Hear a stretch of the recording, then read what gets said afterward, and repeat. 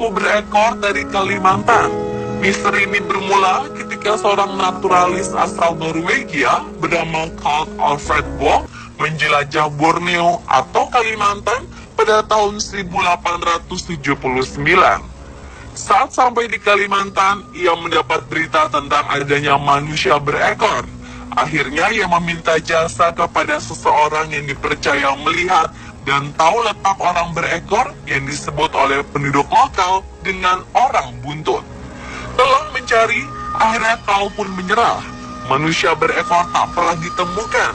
Meski demikian, banyak warga lokal yang mengatakan pernah melihat manusia unik ini. Mereka tinggal di hutan dan hanya keluar di saat tertentu. Bertemu dengan makhluk itu adalah sebuah keberuntungan.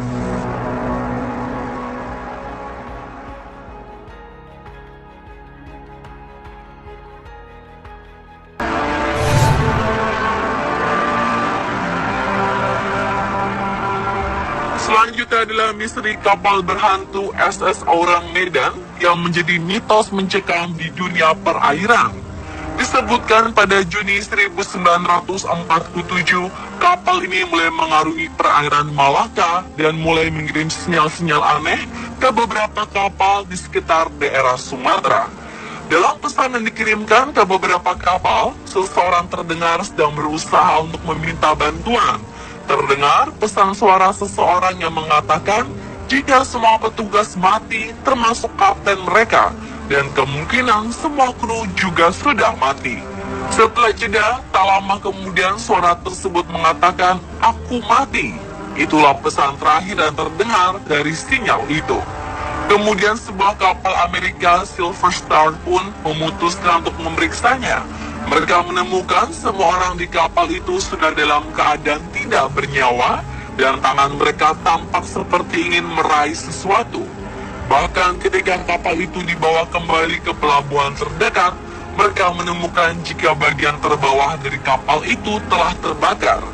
Para kru kapal Silver Star pun segera mematikannya sebelum seluruh kapal itu meledak. Sampai saat ini, tidak ada satupun yang tahu apa sebenarnya yang terjadi.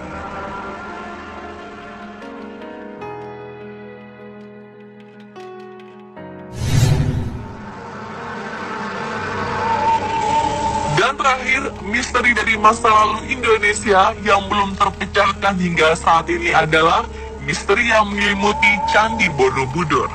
Di antaranya, dari segi matematika, beberapa bilangan dari bangunan Candi Borobudur bila dijumlahkan angka-angkanya akan selalu menghasilkan angka 1.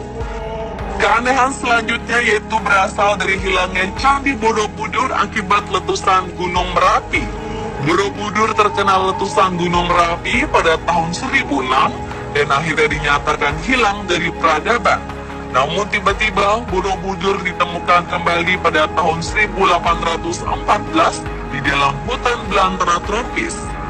Selain itu, fakta geologi yang dikemukakan oleh para peneliti menyatakan bahwa di sekitar Candi Borobudur terdapat sumur yang airnya asin hanya pada titik tertentu.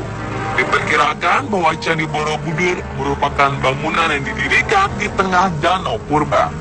Dengan adanya keanehan tersebut, maka banyak para ilmuwan dari luar negeri berdatangan untuk meneliti danau misterius tersebut dengan meneliti berbagai hal yang ada di sekitar seperti Sungai Progo dan Sungai Elo.